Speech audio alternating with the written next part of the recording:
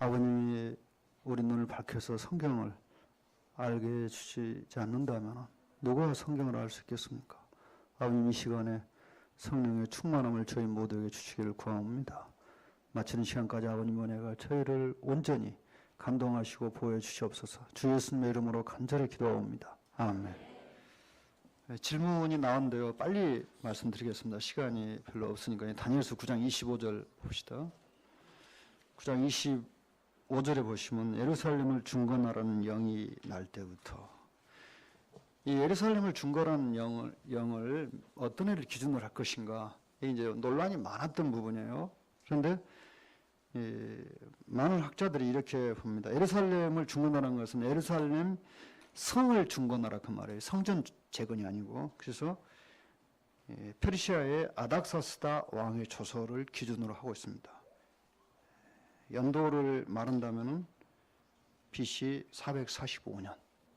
근데 어떤 책에는 445년 안 나오고 뭐 444년 이렇게 나오게 돼요. 근데 그것은 어떤 자료를 가지고 연대를 추정했느냐에 따라 달라집니다. 그래서 아닥사스다 왕의 조서를 기초로 예루살렘을 중건하라는 영이 나온 그 기준으로 삼다는 거예요. 연도는 대략 BC 445년경이라는 거예요. 그 다음에 누가복음 21장 아까 이제 여기는 안 봤죠. 마태복음 보시는데 누가복음 21장 5절 보실까요?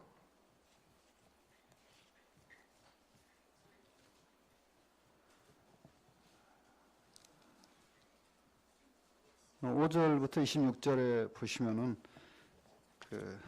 이제 이 부분을 성전 앞 강화 이렇게 부르죠. 마태복음 24장은 뭐 감람산 강화 이렇게 부르는데요. 근데 여기에 성전의 파괴가 나옵니다. 성전이 파괴될 것이다. 21장.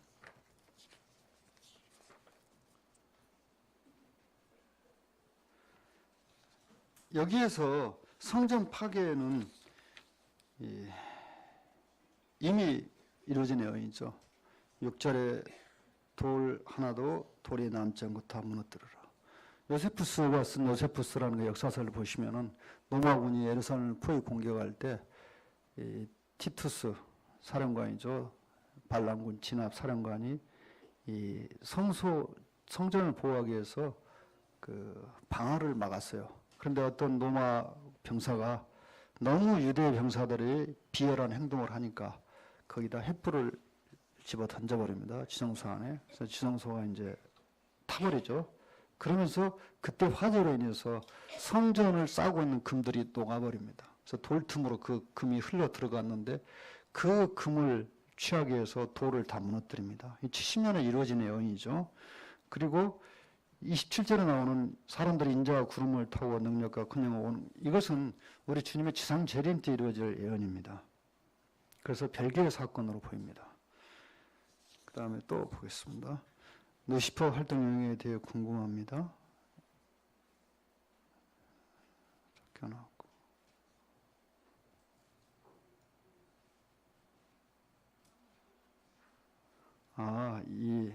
이거 뭐 계시록 별 관련 없는 질문인데, 계시록 12장 7절 보실까요? 다 나올 건데요, 설명 앞으로.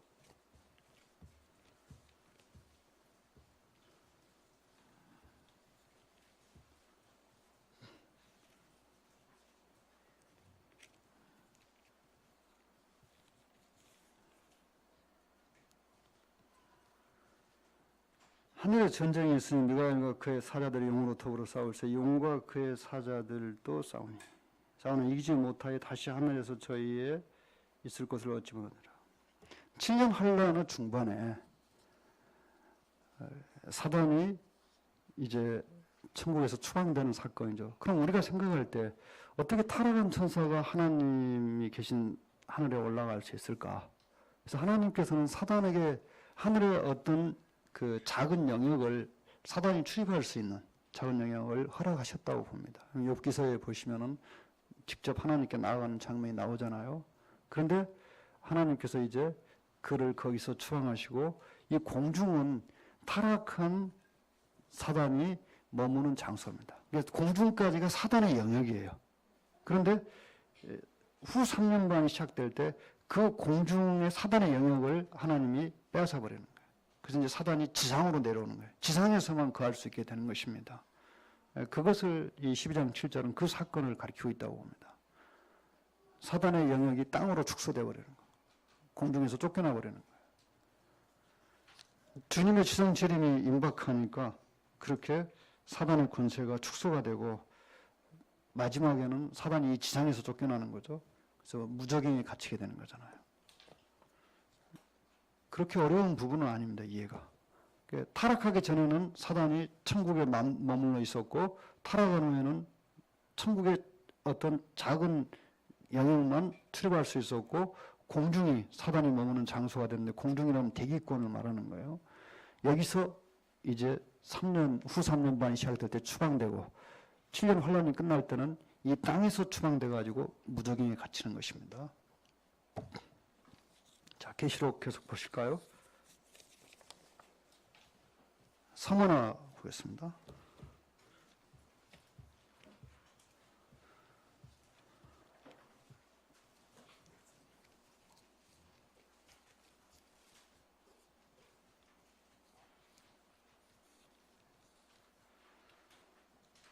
서머나 교회 사자에게 편지하기를 처음이요 나중이요 죽었다가 살아나시니가 가라사대 내가 내 환난과 궁핍을 하는 실상은 내가 부요한 자니라. 자, 서머나라는 단어는 몰약이라는 뜻이죠. 또 쓰디쓰다. 원래 몰약은 엄청 쓴 겁니다. 이 서머나에 대한 자세한 배경 설명은 교재에 나와 있습니다. 어떤 그 도시의 문화적인 배경. 근데 이건 그냥 읽어보시기 바랍니다. 이 서머나는 지금도 그리스도인들이 전체 연구의 3분의 1을 차지하고 있다고 합니다. 얼마나 놀라운 그 믿음의 유산을 그들이 물려받은 것입니까? 처음 서머나 교회 성도들의 그 섬김이 오늘날까지 영향을 미치고 있다고 봅니다. 서머나 교회는 환란과 궁핍이 극심한 교회였습니다. 왜 그랬느냐? 우상을 숭배하는 그 상인연합회 우리 성도님들이 가입할 수 없었기 때문에. 그 상인연합회에 가입하지 않으면 장사를 할 수 없는 것입니다. 성경에 다 기록되지 않았지만은 우리들이 이런 말씀을 이해하기 위해서는 그 시대의 배경을 알아야 됩니다. 왜 이렇게 가난했을까? 그들이 정상적인 이 영업 활동을 할 수 없었어요. 그리고 그 상인연합회에 가입하면 무슨 문제가 발생하냐면 우상 앞에서 술을 마시고 우상을 찬양하는 이런 모임을 나가야 됩니다. 그래서 이런 문화적인 배경들이 이 그리스도인들을 아주 가난하게 만들었어요. 장차받을 고난을 두려워하라. 여기 11일 동안 환란이 나옵니다. 이 11일 동안의 환란에 대해서 요한계시록 강의하시는 분들이 여러 가지 해석을 내놨어요. 10년 동안이다. 또 어떤 분은 로마의 10명의 황제의 박해를 가리킨 것이다. 그런데 그냥 알기 쉽게 해석하세요. 그냥 10일이라고 생각하세요. 사람이 죽는데 10일이 필요합니까? 사람이 죽는 데는 5분이면 충분합니다. 길어봐야 10분이에요. 11일 동안의 환란이 우리가 생각할 때 가벼운 거라고 생각할 수 있지만 10일 동안에 몇 명이 죽을 수 있느냐? 셀 수가 없어요. 그러니까 박해가 계속 되는데 11일 동안 가장 극렬한 박해가 서머나 교회에 가해질 것이라는 거예요. 문자 그대로 해석하라고 그랬죠. 그러니까 문자를 자세히 살펴봐야 되는데 10일이니까 가볍게 생각하는 거예요. 여러분 사람이 죽는 것은요 1초나 2초면 가능합니다. 참수형은 1초밖에 안 걸려요. 근데 11일 동안 그리스도인들에 대한 정보는 이미 다 파악되어 있어요. 누가 그리스도인 다 알고 있어요. 그들을 잡아다가 그들을 고문하고 그들을 사형시키는 것은 10일이면 수십만 명도 죽일 수가 있어요. 그래서 10일이라는 기간을 어떤 상징으로 해석하지 말고 글자 그대로 10일로 해석하면 돼요. 11일 동안 이 서머나 교회에 가혹한 박해가 올 것이라는 것입니다. 그래서 죽도록 충성하라. 그리하면 내가 생명의 멸류관을 내게 주리라. 순교를 하신 성도인들에게 주시는 멸류관이죠. 이 멸류관은 왕관입니다. 귀 있는 자는 성령이 교회들이 하시는 말씀을 들을지어다. 이기는 자는 둘째 성령을 받지 아니하리라.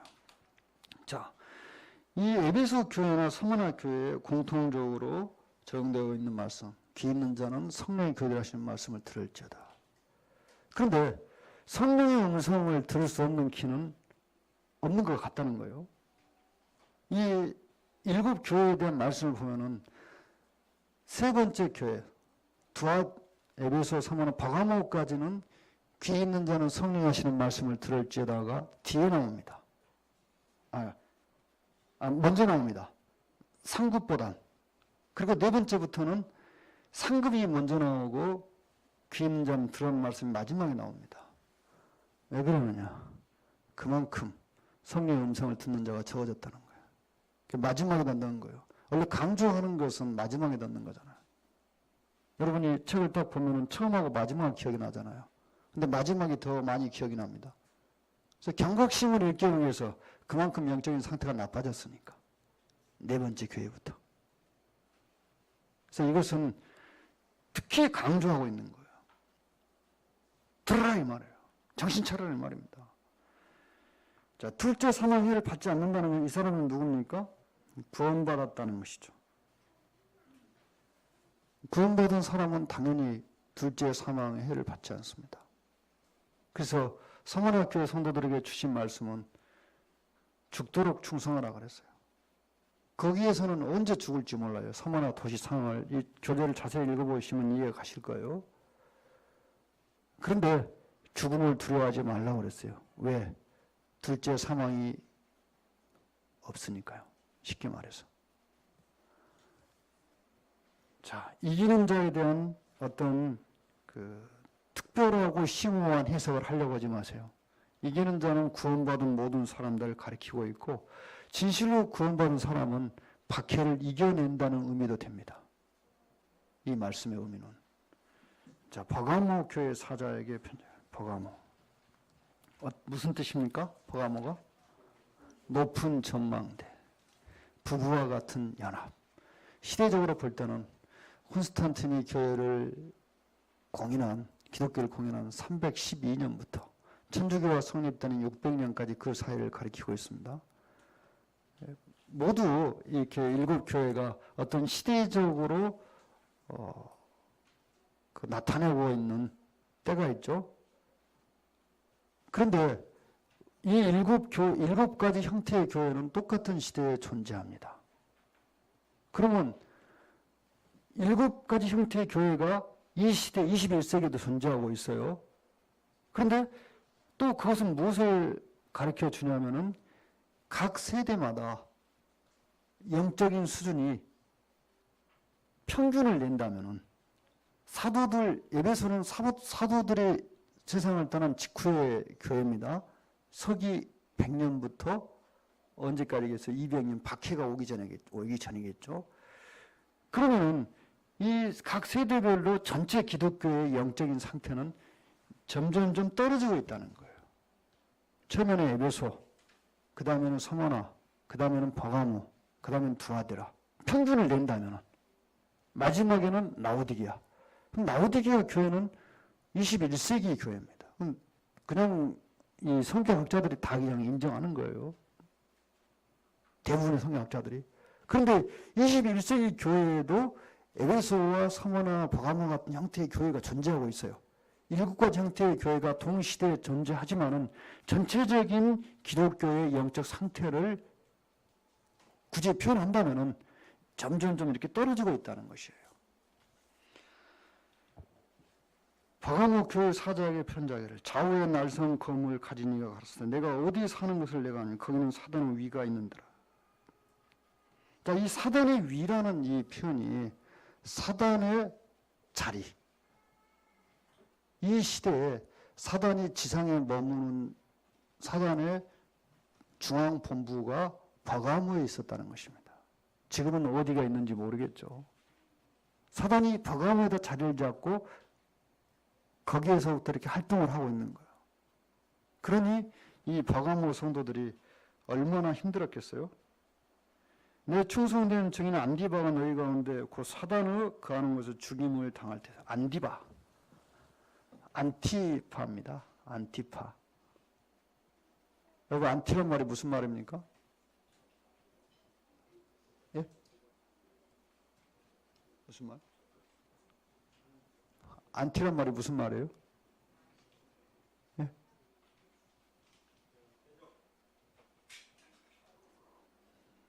책 보면 되잖아요. 거부한다 그 말이에요. 반대한다. 안티파. 모든 사람을 반대한다 그 말이에요. 그러니까 이 안티파라는 이 이름은 별명일 가능성이 많다고 그래요. 계시록 강의하는 학자들이 말하기를. 별명이 안티파였어. 왜? 버가모의 이 사단 숭배가 너무나 보편화되어 있기 때문에 사람들이 사단을 숭배하는 거예요. 그런데 이 사람은 혼자 그걸 온전히 반대했어. 안티바는 전설에 가면 치과 의사였다고 그래요. 그런데 죽을 때 어떻게 죽느냐? 벌겋게 다른 구리 기둥 속에 던져졌다든가. 하여튼 벌겋게 불이 다른 그 구리 기둥 속에 죽었어요.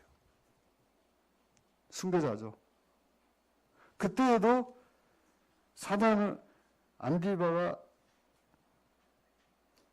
내 충성을 죽인 안디바가 너희 가운데 있고 사단을 구하는 죽임을 당할 때 나를 믿는 믿음을 저버리지 아니하였더라. 칭찬이잖아요.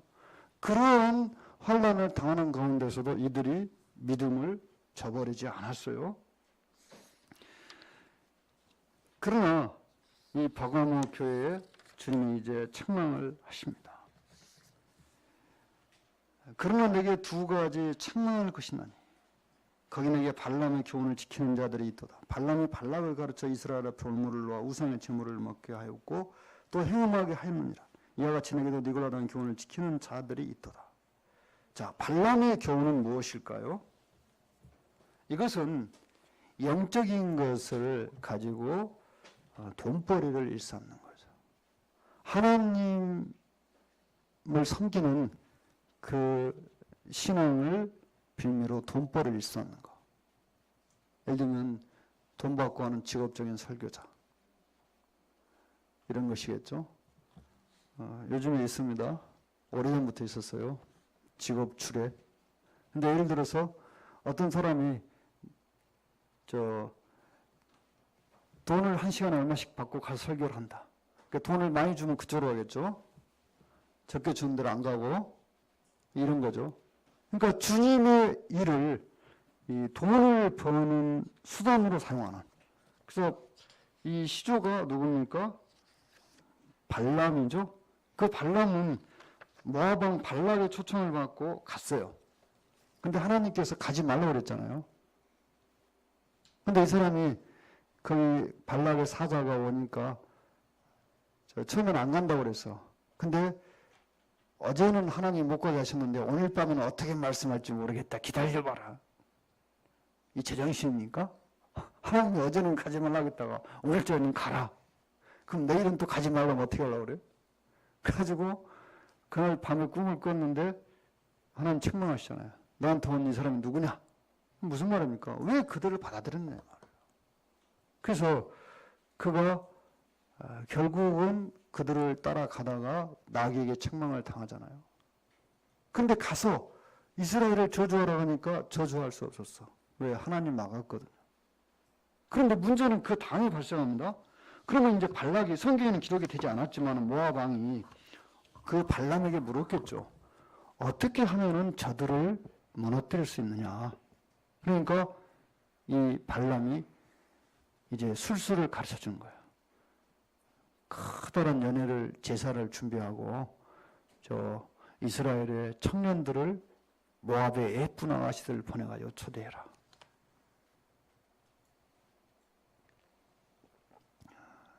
남자들은 예쁜 아가씨가 와서 살살 꼬시면은 안 넘어갈 사람이 별로 없어요. 그러니까 어떤 분이 말하기를 이 절세 미인은 저주다 그런 말을 했어요. 절세 미인 안 된 것을 너무 서운해하지 마세요. 절세 미인 저주라고 그랬어요. 적당히 예뻐야지 그냥 남자들이 그냥 꼼짝 못할 만큼 예쁘다. 그 문제가 심각한 거예요. 그래서 그런 예쁜 아가씨들을 뽑아가지고 이스라엘 남자들을, 청년들을 가서 유혹을 했어요. 그러니까 이 소갈머리 없는 것들이 따라갔어요. 따라가가지고 파노 그 다음에 무슨 일이 벌어졌을지. 그러면은 우상한테 가서 절하고 우상 앞에서 음식을 먹고 같이 춤을 추고 했으면 이제 우상 숭배자가 되는 거잖아요. 하나님께서 우상 숭배하는 이스라엘을 그냥 놔두실 수가 없잖아요. 그들을 치신 거예요. 이것을 발람이 가르쳐 줬어요. 발락한테. 그리고 이제 그 대가로 돈을 받았겠죠.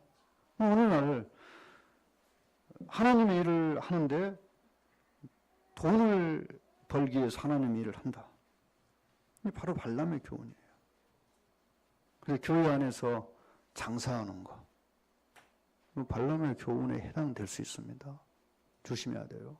성도님들 대상으로 다단계를 한다. 몇몇 하거든요, 성도님들이. 다 사람이 좋거든. 아주 뭐 다단계 판매를 성도님 대상으로. 어떤 교회에서 그런 짓을 하다가 교회가 그냥 흩어져 버렸어요. 어떤 양반이 우리 교회에서 그런 짓을 하려고 내가 못하게 막았어요. 막았더니 막 화를 내면서 막 떠났어. 근데 그 사람이 떠나는 것이 교회적으로 볼 때 차라리 더 나은 거잖아요. 그 사람이 있음으로 교회가 망하는 거 봐요. 그러니까 이런 것들이 교회 안에 들어오면 성도님들이 성도로 안 보이고 돈으로 보이는 거예요. 돈벌이 대상으로 보이는 거예요. 망하는 거예요. 그래서 우리는 하나님을 또 신앙을 돈을 버는 이익의 어떤 수단으로 사용해서는 절대로 안 됩니다. 그리고 이 우상 숭배에는 반드시 음행이 따르게 되어 있어요. 여러분이 구약성경을 보시면서 이상하다고 왜 이렇게 바알 숭배에 집착했을까? 유대인들이. 그런데 왜 그런지 아십니까? 바알 숭배는 바알한테 제사장하고 그 다음에 그런 짓거리 하는 거예요. 이상한 짓 하는 거예요. 그러니까 남자들이 거기에 혹하고 따라갔고 얘들도 따라간 거예요. 또 사도시대의 서신서의 배경이 된 이 시대에 보면은 이 우상 숭배하는 신전에는 그냥 여자들이 막 1000명씩 있었어. 아데미 신전에. 거기 그 신전에 와서 제물을 바치고 제사는 그 사람들은 그냥 못 들어가는 거예요. 이 율랑녀가 따로 있는 게 아니고 그 신전에 있는 여자들이 다 율랑녀였어요. 돈 안 받고. 그게 어떻게 했겠어요? 갖다 대신에 헌금처럼 내는 거예요. 그러니까 모든 우상 숭배에는 부도덕이 부도덕이 있습니다. 그래서 우상 숭배에 빠져 들어가는 거예요. 단순히 그런 것이 없으면 누가 귀신이 중부하는 데 가겠어요. 그리고 여러분이 아셔야 되는 것은 지금 우리나라에 있는 점장이나 박수들도 그 내면을 들여다보면 그런 부도덕한 행위들이 아주 심합니다.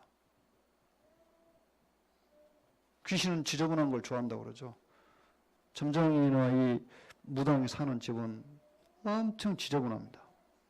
실제로 무당이 살다 이사간 집에 들어가는데 얼마나 집안이 더러운지 뭐 청소를 그냥 며칠씩 해야 되는 거예요. 이 정도로. 자, 우상 숭배와 행운이 같이 가고 있죠. 그 다음에 니고라당의 교훈을 지키는 자가 있다. 주님께서는 이 성직자주의를 미워하신다고 했는데 여기에서 바가무에서 이것을 이 교훈을 지키고 있는 사람들을 어떻게 했어요? 에베소처럼 쫓아내야 되겠죠. 그런데 여기에서는 쫓겨나지 않고 있었어요. 그래서 주님께서 책망을 했어요. 회개하라. 그래야지 아니하면 내가 내게 속히 많이 내 입의 검으로 그들과 싸우리라. 주님이 직접 싸우시겠다는 것은 이제 그들을 물리적으로 징계하시겠다는 것입니다. 벌을 내리시겠다는 거예요.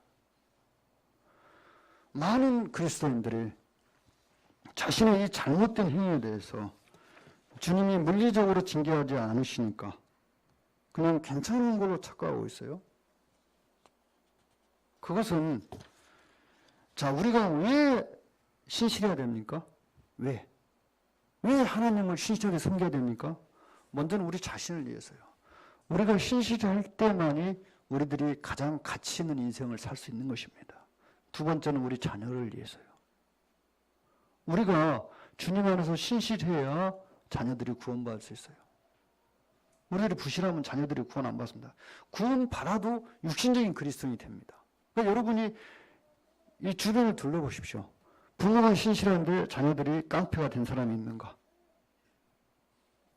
또 부실한 그리스도인한테 신실한 자녀들이 있는가?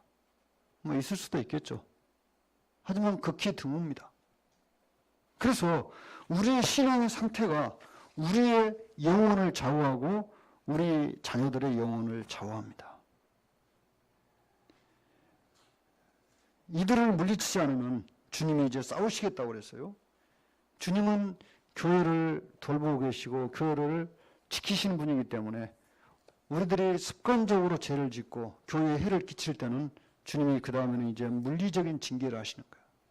몸이 병이 난다든지 아니면은 재산을 날린다든지. 재산을 날리는 것보다 몸에 병 나는 게 훨씬 더 큰일이죠. 이렇게 주님이 교회를 사랑하고 계십니다. 귀 있는 자는 성령이 교회들이 하시는 말씀을 들을지다. 이기는 그에는 내가 감추었던 만나를 주고 또 힘도를 줄 터인데 그 도리의 새 이름을 기록한 것이 있나니 받는 자밖에는 그 이름을 알 수는 없다. 자, 17절의 이 보상의 말씀이 굉장히 어려워요. 그러니까 계시록을 강의하시는 분들이 공통으로 느끼는 것이 뭐냐면은 이 7교회의 보상, 그 약속하신 보상들의 해석이 대단히 어렵다는 거예요. 왜 어렵냐면은 이 지역의 문화를 우리가 모르잖아요. 그래서 대부분 이런 말씀들을 상징으로 해석합니다.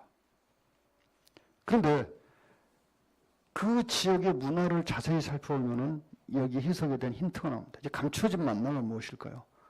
만나는 구약시대에 이스라엘이 먹었던 신령한 음식입니다. 왜 신령한 음식입니까? 예? 하늘에서 내려주면 다 신령한 겁니까? 눈도 하늘에서 내려오는데.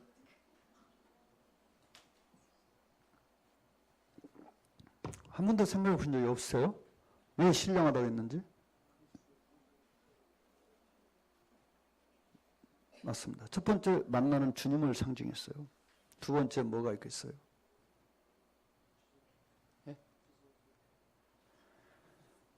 여러분, 이 세상 음식 가운데 한 가지만 먹는데 영양실조 안 걸리는 음식이 있으면 하나만 말해보세요. 아니, 하나만 가르쳐줘 보세요. 이것만 먹으면 절대로 영양실조 안 걸리고 건강에 잘 산다. 인류 역사 이래 만나를 제외하고 한 가지 음식을 먹었는데 영양실조가 안 걸리는 음식은 없습니다. 그러면 신령한 거 아닙니까? 만나에는 조미료를 넣지도 않고 채소와 곁들여 먹지도 않았고 고기를 같이 먹지도 않았어요. 그래도 만나 먹으면 건강이 유지되고 충분히 활동할 수 있는 거예요. 신령한 음식이잖아요. 물론 그 만나가 그리스도를 상징했어요. 그래서 신령하다고 표현되어 있어요. 그러면 신약시대의 만나는 무엇입니까? 말씀이겠죠. 인간의 영혼은 음식을 아무리 잘 먹어도 건강해지지 않습니다. 어떤 사람은 음식을 잘 먹으면 영혼까지 건강해지는 걸로 착각하더라고요. 천만에요. 영혼은 절대로 음식에 의해서 건강해지는 게 아니에요. 그리고 어떤 사람은 하나님의 말씀을 잘 읽고 묵상하면 몸까지 건강해지는 착각하더라고요. 그것도 아니에요. 그러니까 이 말씀을 정확히 알아야 되는 거 여기 있어요. 엉뚱한 짓을 하면서 누가 그래요? 병 걸리는데 병원 안 가는데 왜 하면 기도로 다 나은다. 성경에 그렇게 안 나와 있거든요. 병든 자에는 의원이 필요하다고 그랬어요. 주님께서도. 그러니까 말씀을 잘못 알면은 죽도록 고생하는 거예요.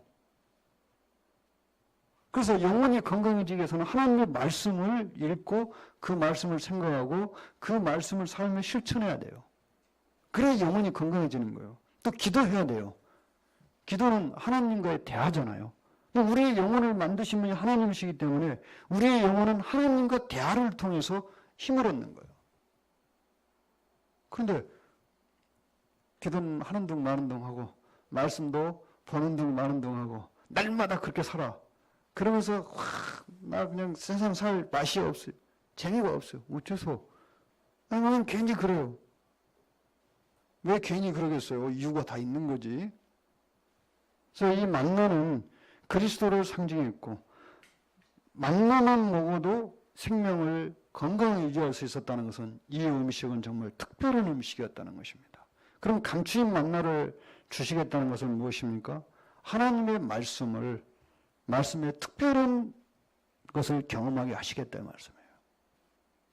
남들이 경험하지 못했던, 남들이 알지 못했던. 그 다음에 두 번째 흰돌. 이 부분이 정말 해석이 어렵습니다.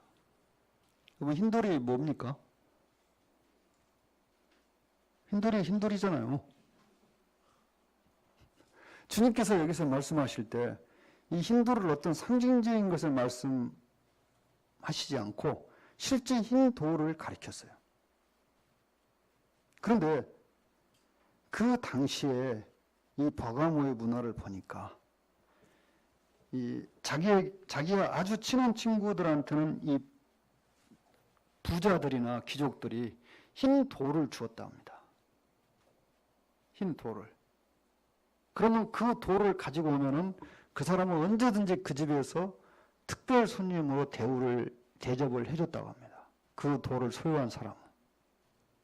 이런 문화를 이해하면은 이것이 무엇을 의미하는지 아시겠죠? 경우에 따라서는 그 돌의 이름을 쓰기도 했겠죠. 그래서 주님이 새로운 이름을 주시는 것은 새로운 관계를 맺겠다는 것입니다.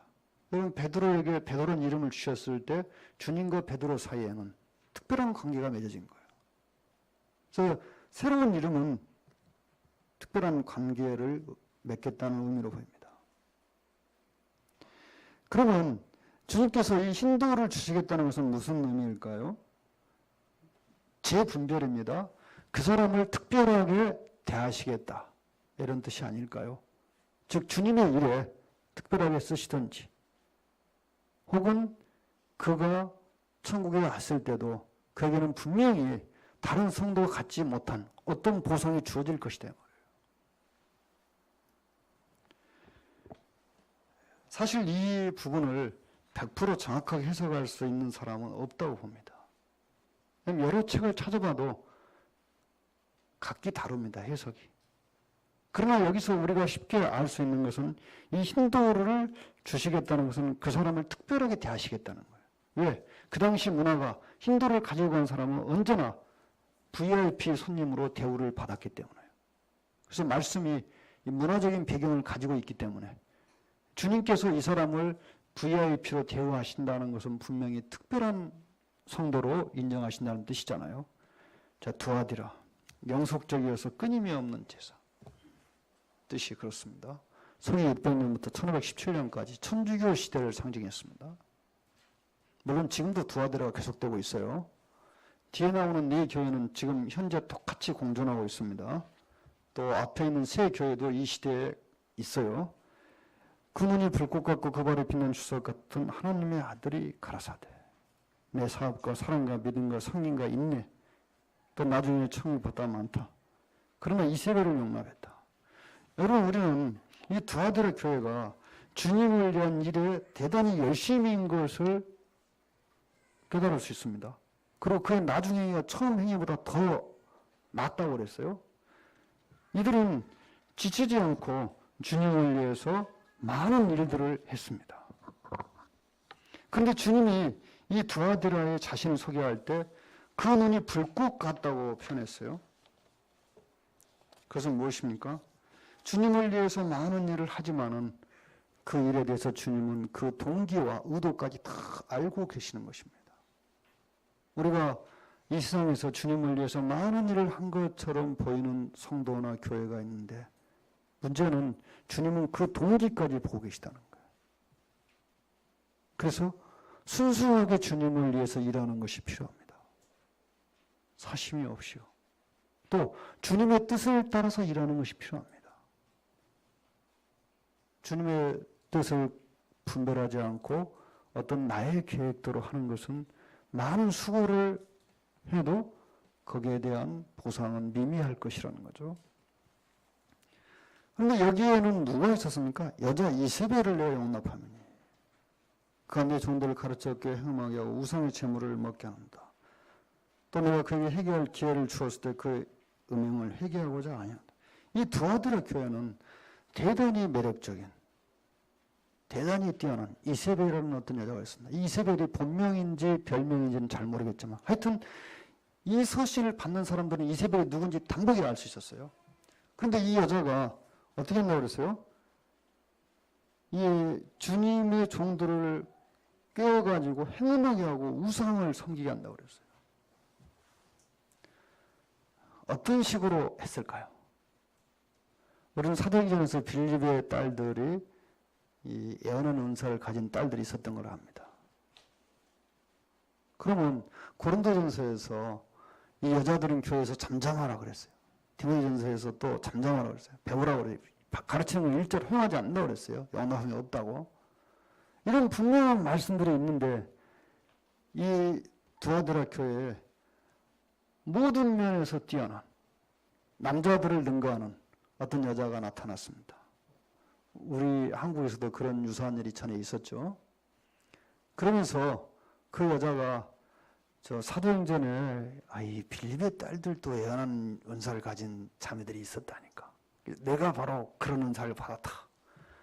이렇게 속일 수 있었겠죠. 그러면서 가르치고 또 주님 믿고 나서 이 도덕적으로 깨끗하게 살다 보니까 이 쉽지 않은 게 힘든 거예요. 또 전에 먹던 술이야 뭐야 먹을 수 없어요. 근데 그런 사람들에게 이 여자가 말하기를 육신은 원래 악한 것입니다. 그건 나중에 다 없어질 겁니다. 그러니까 육신으로 짓는 죄는 아무것도 아닙니다. 마음이 깨끗하면 됩니다. 그런데 이 몸이 저 혼자 죄 짓습니까? 마음이 시키니까 죄 짓는 것이지. 눈 가리고 아무 하는 짓이잖아요. 그런 식으로 가르쳤겠죠. 그래서 이 여자의 가르침을 쫓아갔어요. 그 교회의 많은 사람들이. 주님이 이제 그 여자를 직접 징계하시겠다 했어요. 내가 그를 침상에 던질 터요. 무슨 말씀입니까? 병으로 들어눕게 하시겠다. 일어나지 못하게. 중병에 걸리게 하시겠다는 거예요. 그 더불어 간음하는 자들도 만일 그 행위를 회개치 않으면 큰 환난 가운데 던지고 이 이세벨이라는 여인은 직접 간음을 했습니다. 이것은 절대로 상징이 아닙니다. 교회 안에 그런 여인이 있었다는 거예요.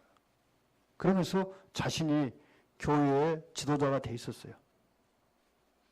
그런데 주님이 어떻게 하신다고 했어요?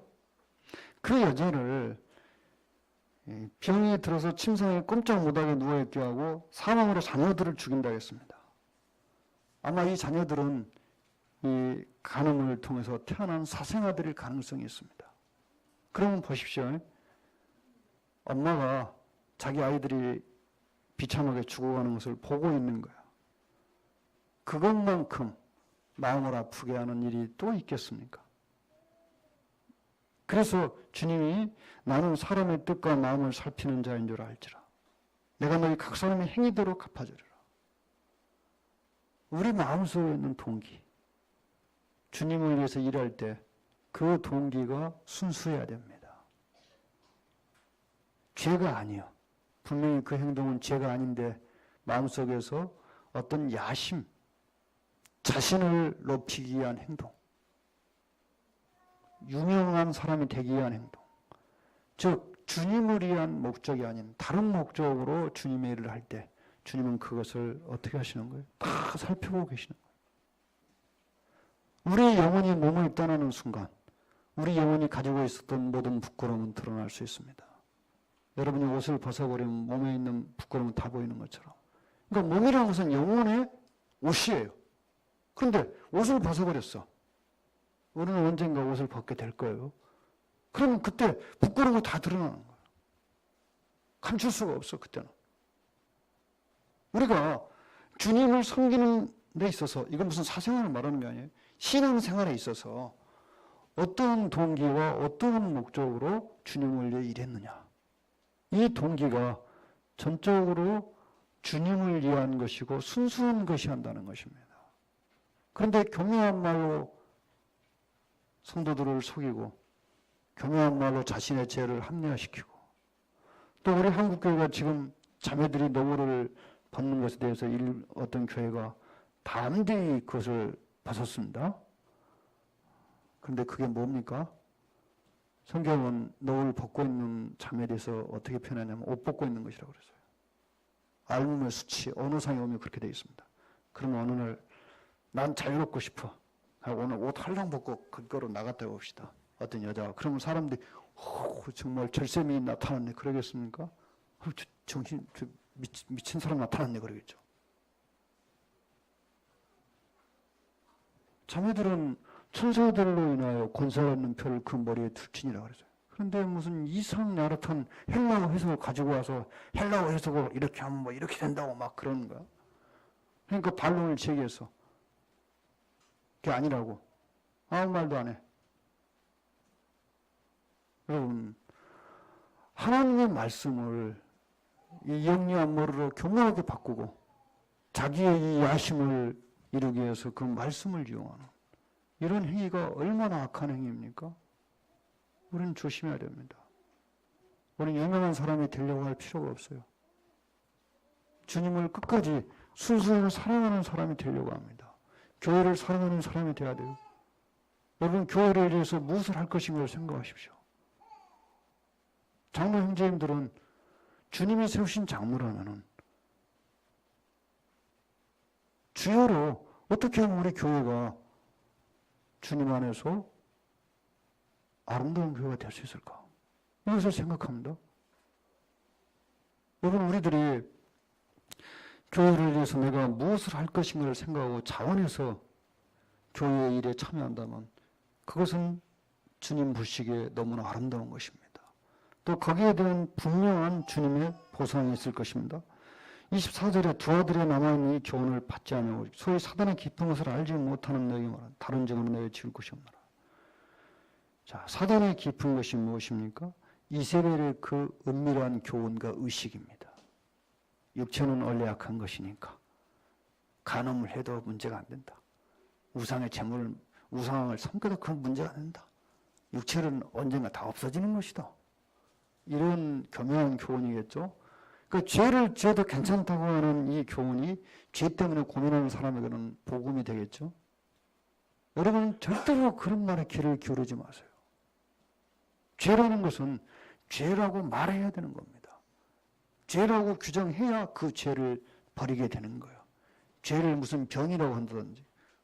오늘 우리 한국에 그런 악한 일이 벌어지고 있어요. 동성애를 병이라고 말하는 거예요. 죄라고 말하지 않고.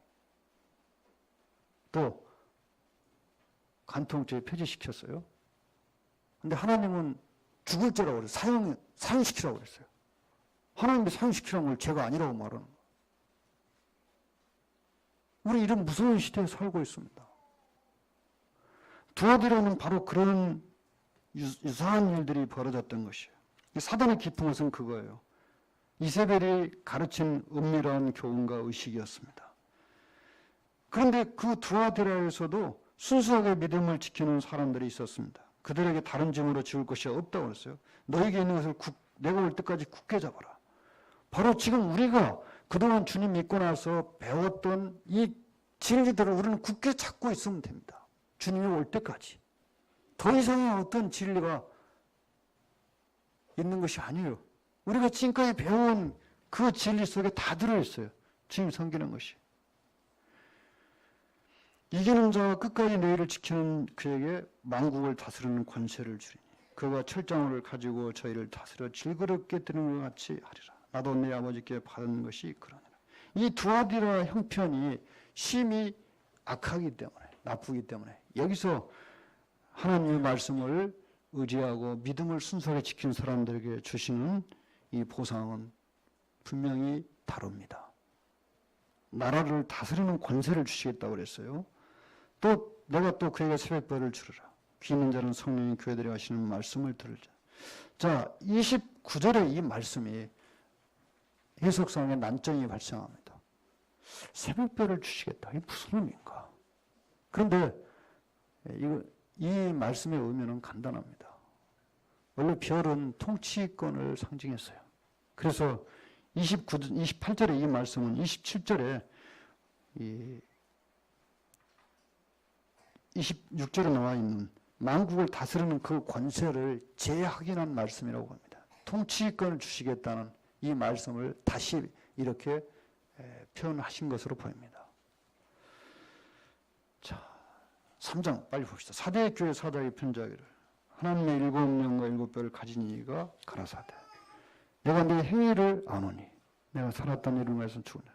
자, 사대 교회는 원래 종교개혁 이후에 교회를 가리키고 있습니다. 17세기까지 1500년대 1600년대 교회를 가리키고 있어요. 이 사대란 말은 쇄신이란 말이에요. 이렇게 고친다고 말이죠. 그런데 주님께서 이 사대에 대해서 네가 살았다고 하나 죽었다는 거예요. 그럼 사대라는 도시는 원래 450m쯤 되는 이 절벽 위에 건설됐습니다. 그리고 뒤에는 어마어마하게 높은 산이 버티고 있어요. 1700m 되는 모르스 산, 이 교재 보시면 해설이 나오죠. 그러니까 이 사대는 난공불락의 도시였습니다. 그런데 남쪽으로 이렇게 평지가 있었는데 이쪽으로만 공격이 가능합니다. 그래서 사대 사람들은 적군이 쳐들어오면 여기만 지켰어요. 나머지 세 방향은 안 지켰어요. 400m 넘는 저 절벽으로 어떻게 기어 올라올까? 그런데 사대는 최소한 3번 정복당했습니다. 첫 번째, 페르시아 왕 고레스, 그 다음 알렉산더, 그 다음에 안티오코스. 이들이 어떻게 정복해버렸냐? 산악훈련을 받은 특수부대를 보내가지고 절벽으로 넘어와 버린 거예요. 여기 파수꾼도 세우지 않았어요.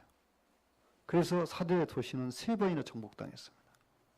그러면 종교개혁 후에 교회들은 이제 살았다고 했어요. 천주교의 그 암흑을 벗고. 그러나 개신교회가 지금 처해 있는 상태는 어떻습니까? 살았다는 이름은 가졌으나 죽은 자로다. 가짜다 그 말입니다. 구원받지 않았다 이 말이에요. 사대교회는 구원받지 않은 사람이 그냥 부지기수였어요. 그들은 다 구원받았다고 주장했습니다. 주님은 가짜라고 그랬어요. 오늘날 기독교계의 현실과 너무 비슷하죠. 지금 개신교계의 현실이. 그들은 다 천국 갈 수 있다고 말합니다. 그런데 주님이 이렇게 보실 때 그들이 다 천국 갈 수 있는가? 우리가 봐도 이상하잖아요. 자신을 죄인이라고 주장하면서 천국 갈 수 있다고 주장하면 안 되죠. 아직까지 죄인의 이 망해를 받지 못한 수많은 기독교인들이 널려 있어요. 너는 일깨어 그 나온 바 죽게 된 것을 굳게 하라. 지금 사대 교회에서는 이 진리가 사라지려고 하는 참이었어요. 그래서 그 진리를 이제 어떻게 하라고요? 굳게 하라고. 붙들어 이 말이에요. 네 하나님 앞에서 네 행위에 온전한 것을 찾지 못하네. 그러면 내가 어떻게 받았으면 어떻게 들었는지 생각하고 지켜 회개하라. 만일 일깨지 아니하면 내가 도적같이 이르니 어느 시에 내게 멸리할. 자, 도적같이 이른다는 이 말씀이 그 사대 교회의 대부분의 사람들이 가짜라는 뜻입니다. 도둑같이 이른다는 이 말씀은 불신자한테 적용되는 말씀입니다. 오늘날 세계 개신교는 주님이 오시면은 지상에 남을 사람들이 대부분입니다. 구원받지 못했어요. 그러니까 그들의 오심이, 주님의 오심이 그들에게 도적처럼 언제 오실지 모르는 거예요. 그래서 주님께서 그 가운데 몇 사람에게 이제 그러나 사대에 그것을 더럽히지 않는 자 몇 명이 내겠어요. 여기 이 옷은 의의 옷을 가리키고 있어요. 또 거룩한 행실을 가리키고 있습니다. 진실로 구원받은 사람들만이 그 행위를 깨끗하게 하는 거예요. 흰옷을 입고 나와 함께 다니니 그들은 합당한 자는 흰옷, 주님이 인정하는 의의 옷이죠. 믿음으로 거룩하게 된 그 신분을 가리켰다고 합니다. 구원받은 사람들입니다. 이기는 자는 이와 같이 흰옷을 입을 것이요 내가 그 이름을 생명책에서 반드시 흐리지 않으며 그 이름을 내 아버지와 그 천사 앞에서 시인하라. 자, 이 생명책에서 흐리지 않는다는 이 말씀이 또 해석상의 난점입니다. 여기 있는 생명책은 분명히 영생하는 사람들의 이름을 쓴 책이라고 보여집니다. 똑같은 단어가 쓰였어요. 그러면 생명책에서 흐리지 않는다는 무슨 의미일까요?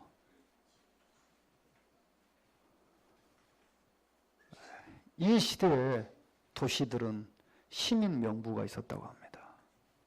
시민명부가 있었는데 반역자, 파렴치범 이런 사람들의 이름을 살아있는데도 그 시민명부에서 이렇게 지었답니다. 명부상으로서는 죽은 사람이에요. 실제로 살아있는데. 그런데 그 도시에 큰 공헌을 한 사람들은 황금으로 금박으로 이름을 새겼답니다. 그럼 이 말씀의 의미는 무엇인가? 사대에 이기는 자들에게는 그들의 이름을 어떻게 하겠다고요? 주님께서 눈에 띄게, 확 눈에 띄게, 특별하게 하시겠다는 것입니다. 쉽게 말해서 천국에서 유명한 사람들로 만들어 주시겠다는 것이죠. 쉽게 표현하면요. 두드러진 사람으로, 충성된 사람으로, 훌륭한 성도로 주님이 인정하시겠다는 것입니다. 그런데 6절에 귀 있는 자는 들으라는 말씀이 이제 뒤로 옮겨갔죠. 앞에 안 나오고. 이것은 그만큼 성령의 음성을 듣는 사람이 적어졌다는 것입니다. 교회의 상태가 영적으로 나빠졌다는 것입니다. 그래서 주님께서 마지막에다 경각심을 일깨우기 위해서 이 말씀을 넣어놨습니다. 제가 설명을 다 하지 못한 사항들은 이 교재를 자세히 읽어보시기 바랍니다. 이 교재에 있는 내용을 다 설명하기에는 역부족입니다. 그래서 다 설명할 수 없을 것이라고 보고 교재를 자세하게 만들었어요. 그런데 이 시간이 끝난과 동시에 교재는 어디 저쪽 선반에 그냥 처박아 버릴 가능성이 있어요. 하여튼 뭐 그것은 여러분의 몫이니까 여러분이 알아서 하셔야 합니다. 이 시간 여기까지 하겠습니다.